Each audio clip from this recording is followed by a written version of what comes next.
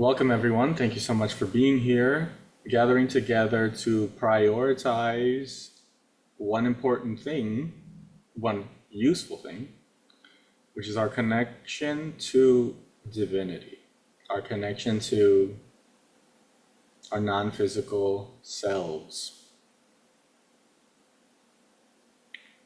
Man, this world seems so real.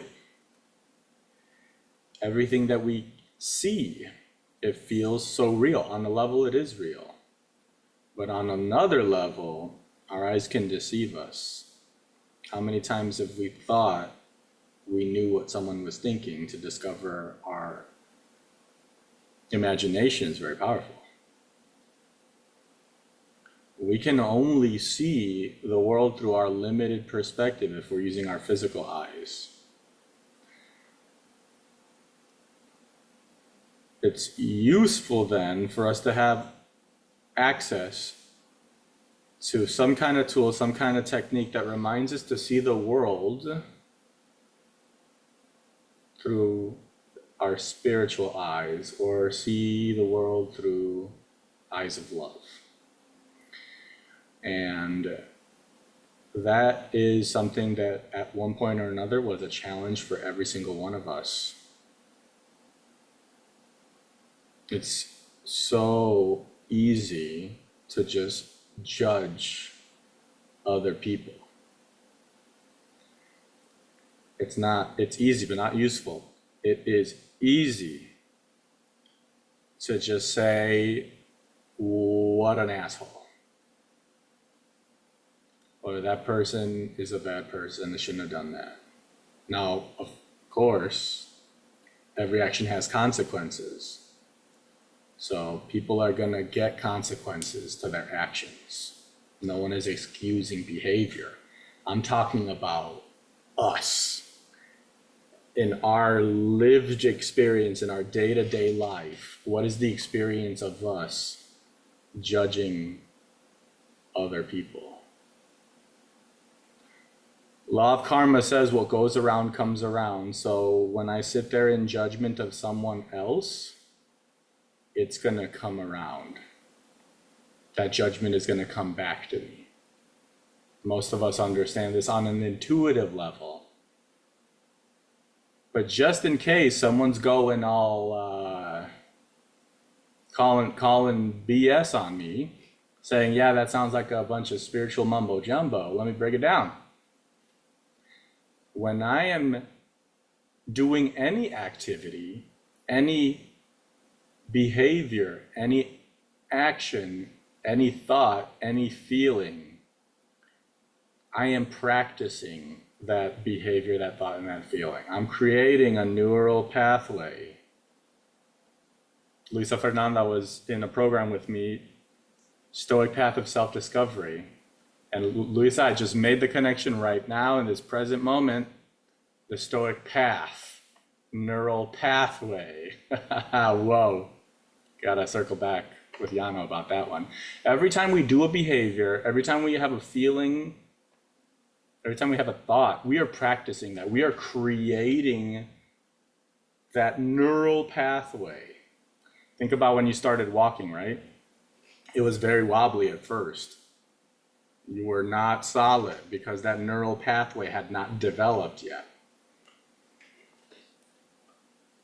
But the more you practiced walking, the stronger you got. That neural pathway became stronger. It's like a path in the jungle. The more you walk this path, you're chopping plants down, you're making a path. The more you walk the path, you can tell, right? On the grass, you could tell where people have walked, right? Because the grass doesn't grow there anymore.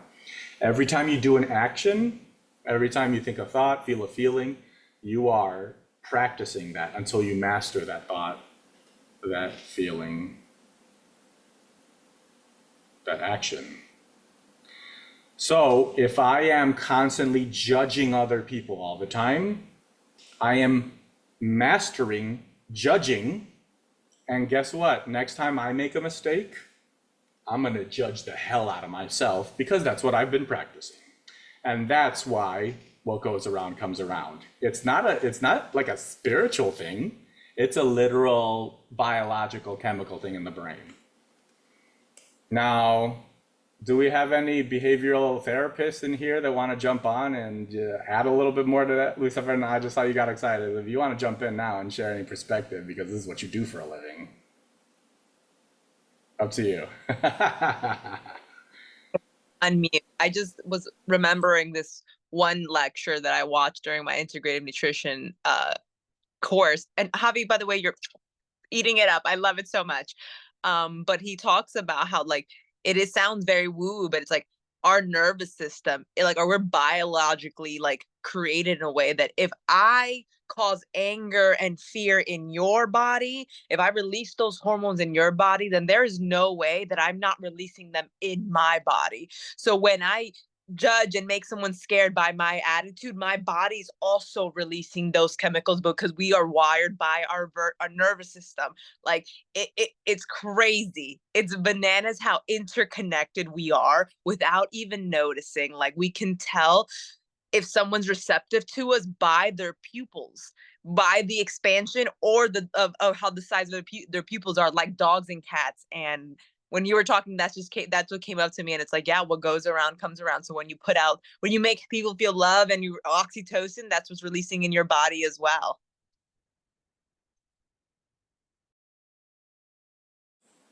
Love having a Love having the resident behavioral therapist in here. That's just so useful. Thank you, Lisa Fernanda. It is therefore very useful for us first to just be aware that that's how the brain works, that this is like our default. And then when we know that's our default, okay, well, what are we going to do about it? Andrea and I have been using the word pre-decision because I could say, okay, Javier, stop judging people. We're going to see how that goes, right? Okay, I'll just stop. It'll be fine. It'll be easy. Actually, more realistically, when I judge someone next time, what am I going to do with that? That's more realistic, yeah? So next time I judge someone, I am going to do this. I'm going to do that. I'm going to make a pre-decision about what I'm going to do in that moment when the judgment comes up to neutralize it. So judgment comes up. I see someone doing something I don't like. Judgment comes up, and then I say, hey,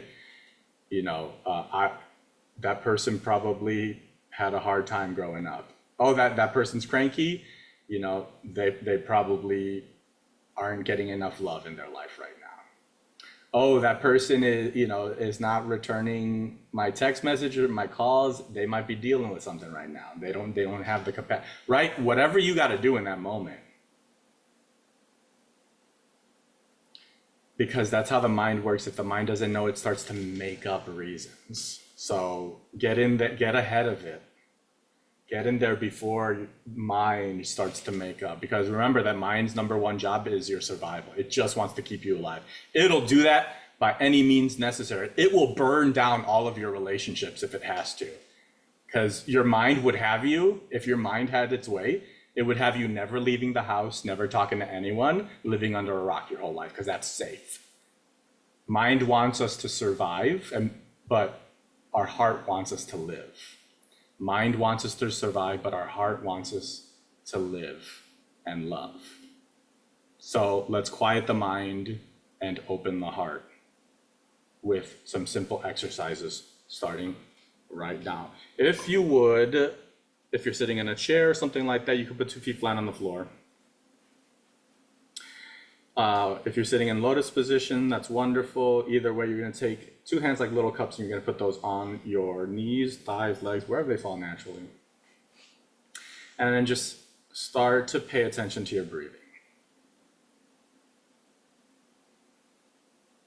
We're practicing meditation in order to quiet the mind and open the heart.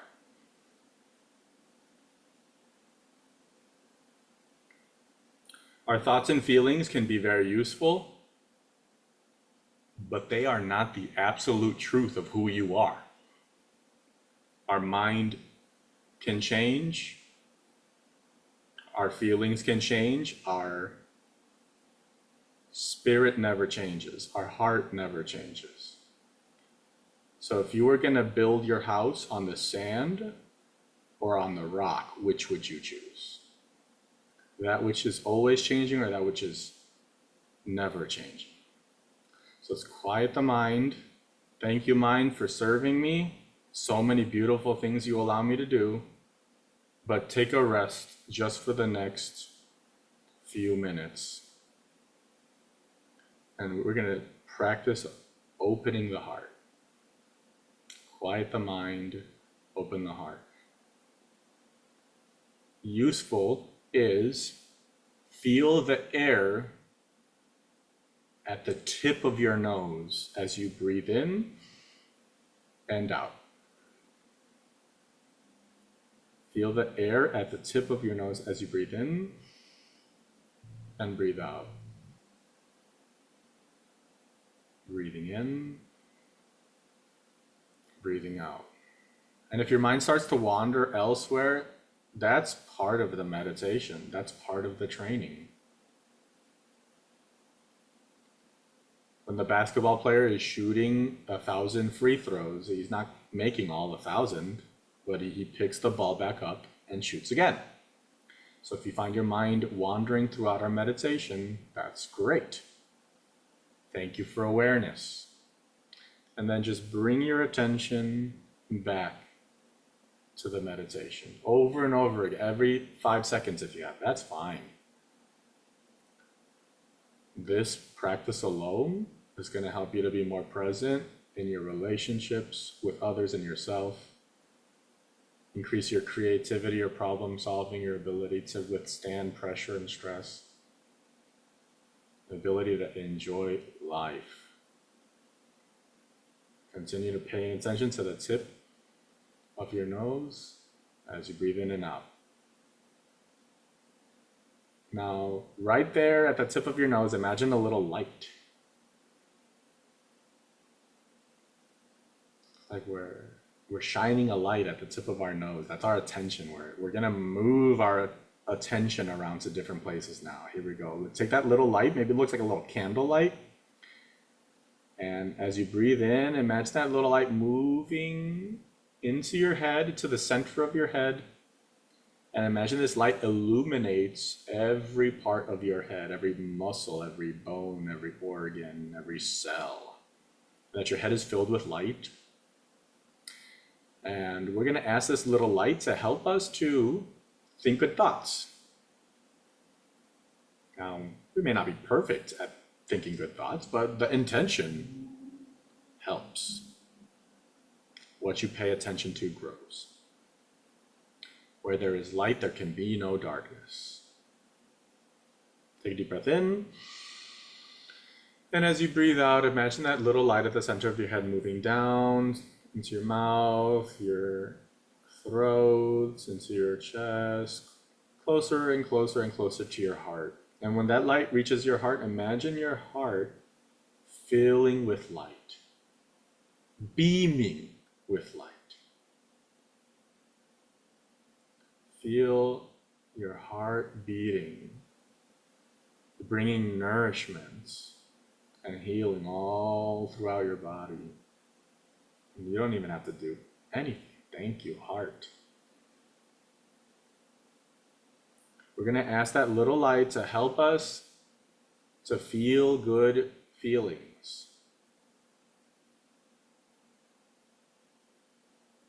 to feel peace, to feel love. And let's make an agreement right now that it is okay to feel peace. It is okay to feel love. It is great to feel joy. Some people would call you like irresponsible for feeling love. How could you feel love right now? How could you feel joy? How could you feel peace? Look at the world. Look at what's happening. Yeah, you're really helping me solve the problem, aren't you? By getting me all stirred up, huh? That's useful. Your peace, your joy, and your love are a powerful contributor to the world. Remember that. It is helpful for the entire world for you to feel peace. Let's say that again for those in the back. It is helpful for the entire world for you to feel peace, because what goes around comes around, isn't it? Now imagine that light spreading throughout your chest, moving past your shoulders into your biceps, past your elbows, forearms, wrists, and into your hands and fingers. Imagine that your hands are now filled with light, and every muscle, every bone, every tendon, every cell, every atom. And let's ask that light to help us to do good things, to do good actions, to do things that will help other people, to do things that will help ourselves. Because again, it is not selfish to take care of yourself, because when you take care of yourself, you unconsciously give other people permission to do the same. It is a good thing to care for yourself. We're flipping the script, people. We're here now to use our discernment. We're all adults now. We decide what good job looks like for us, no one else. Stop asking other people what to do. Ask your inner being, ask your heart, ask the light. What do I do? What is good job? What is good action? Because good action leads to good thought leads to good feeling leads to good action, and so on and so forth, contributing to the betterment of the world. Now imagine the light moving down your torso, your belly, pelvic area, thighs, knees, shin, calf, ankle, into your feet and toes. Imagine that your feet are filled with light, and every bone, every muscle, every cell, every atom. Ask this little light to help you to walk to good places and meet good people, to carry you forward towards your goal in life, whatever that may be, surely to bring more love and more peace and more freedom into the world through your good example. Let's go to the base of the spine and imagine the light traveling up each and every individual vertebrae of your spine, slowly moving up, healing any pain or stress along the way. So many people carry stress in their back, in their shoulders. If you feel any special pain or pressure anywhere else, send extra light to that part of you. And now we are at our shoulders. Imagine fingers of light gently massaging your shoulders and your neck. Bring the light into your throat, into your mouth. Let's ask that light to help us to say good things to ourselves and to others. Oh, the temptation to gossip is so powerful. It is so easy to just join in on the gossip. El chisme. It's so easy to join in on the gossip. We're going to ask that little light to help us to excuse ourselves from gossip circles, because we're only going to use our words to say good things. And you know what a good thing could be? It could be no. No can be a good thing, just like no can be a full sentence. Sometimes no is a very good thing to say, yes? If it's not a hell yes, it's a hell no. Little light, help us to know the difference.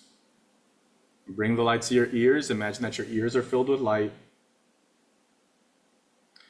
Little light, help us to hear only good and kind things. Help us to listen to others with an open mind and an open heart, with compassion.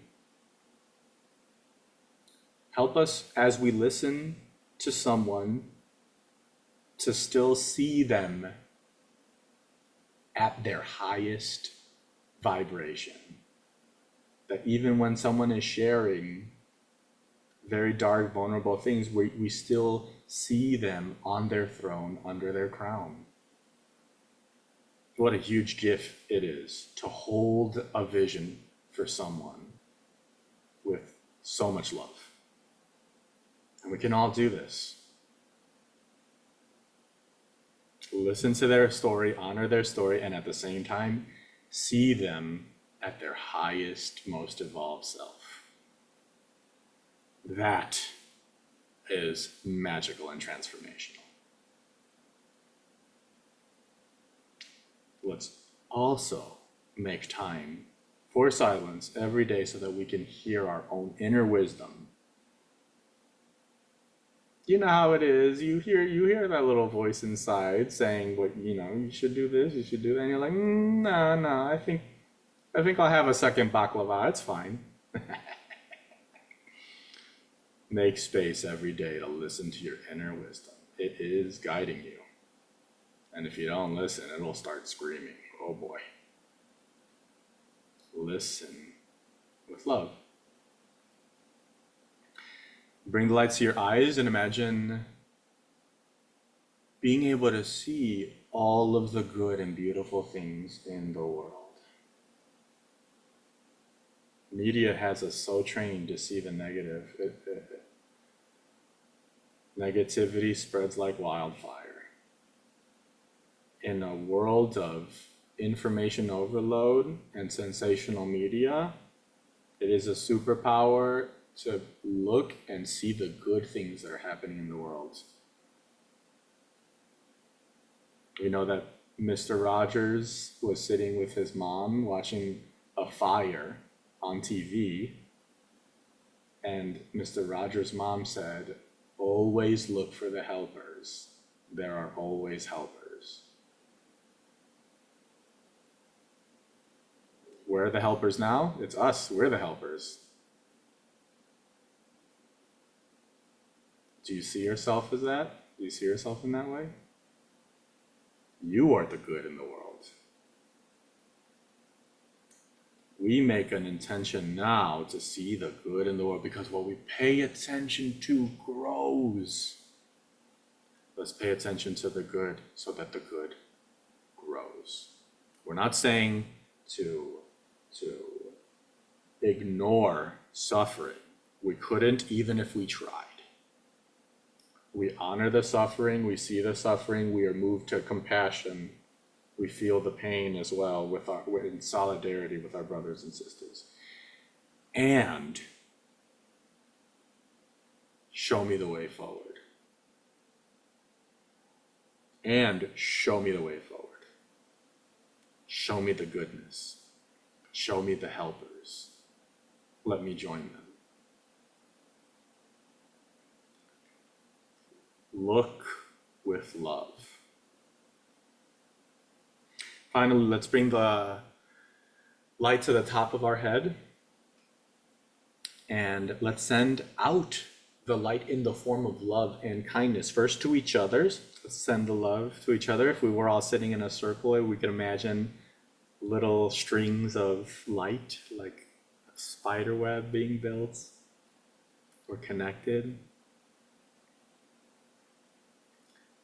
Now, imagine that this little light is expanding beyond our circle, like a bubble growing bigger and bigger until it is larger than the building, growing till it is encapsulating the whole block, the whole town, the whole city, the whole state, province, region, country. It keeps growing. The whole continent, the whole hemisphere. Let's send the light to every person, regardless of class, color, or creed, to every realm of nature, every bird, every insect, every animal, every mountain, every tree, every blade of grass, every lake, every river, and every ocean, till absolutely everywhere imaginable is filled with light. Let's grow that light to go beyond the confines of our planet to touch other planets in our system, the sun, the asteroid belt, the comet, the nebula, growing, touching other systems, growing, touching other galaxies, growing. Send your light to every corner of the universe till everywhere imaginable is filled with your lights. And repeat after me. I am in the light. The light is in me. I am the light. This is how big you actually are.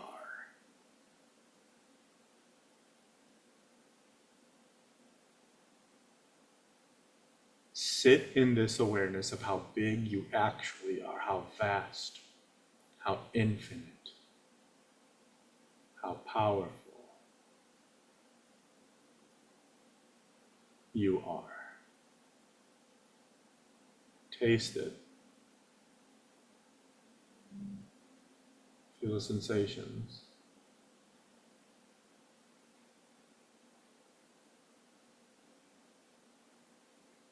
Hold this awareness of your vastness as you refocus on that little light at the center of your chest that's always been there, will always be there. And let's say thank you to that little light for always having been there and always will being there. Let's keep that light shining always, so that we may illuminate the path for anyone lucky enough to be walking beside us. And from this day forward, let us continue to be the light in dark places. Wiggle your fingers, wiggle your toes, stretch out your arms and legs, stretch in any way that feels good. And when you're ready, slowly open your eyes again, reminding yourself of the date and the time and your surroundings. Back into the physical world we go. Now, we may be going, quote unquote, back into the physical world. We didn't go anywhere. We just accessed another part of our being that we usually don't access. Now, the trick in this state, if you want to write down, comment, how are you feeling in your body now after this exercise? We can confidently say we've entered a different state of being. We have access to this state of being at all times. I'll ask people, I'll go like, oh, hey, do you meditate? And they'll be like, yeah, I don't have time for meditation. And I'm like, girl, have you heard of waking life meditation? You can do it while you're doing literally anything. Gotcha. Now what's your excuse? Oh, I just don't want to evolve. Okay, that's fine. Now, it's constant integrated awareness. That means I have an awareness of this spiritual side of myself. I have an awareness of that vastness of me. This is my physical body, but my spiritual body is that big. So can we walk around in our day-to-day, in our job, in our school, with that feeling of vastness? That's what we call in this community having 1 foot in the physical world, 1 foot in the spiritual world. Because sometimes people get into spirituality and they go off and they're like, peace, you can find me in the cave. And that's great too, but I like eating. And I also like parties and having, jam sessions. So I like a cave, but that's not what I'm choosing in this lifetime. So in this lifetime, what I'm gonna do, I'm gonna be in the world, but not of the world. Meaning, I'm gonna have one foot in the physical world, one foot in the spiritual world. I'm gonna go about my day, I'm gonna do my job and do all the real world, physical world things, 3D world things. And at the same time, I'm gonna keep that awareness of how big I actually am. And that everyone else is that big too. Everyone you see is that big. We're all one. Isn't it? Real quick, value of the week. Through the lens of peace is enoughness. And the thought of the week is, I have everything I need. My dearest loves, I'm a Capricorn, and I love grinding, and I love the relentlessness, and I love moving forward, and I love achieving. Let's go, my people, let's go! Until I'm hospitalized, that is. I don't even need to be hospitalized. It creates some suffering, never enough. All my life, they said, you get the college degree, then you get the house, then you get the spouse, then you get the car, then you get the kids, then you'll be happy. You get the thing, you're happy for about 5 seconds, and then what's the next thing I need? So the trick is still have goals, still shoot for the moon, still do all the wild dreams. What do you want? Go for it. But go start with your foundation is, I have everything I need now. I have enough right now.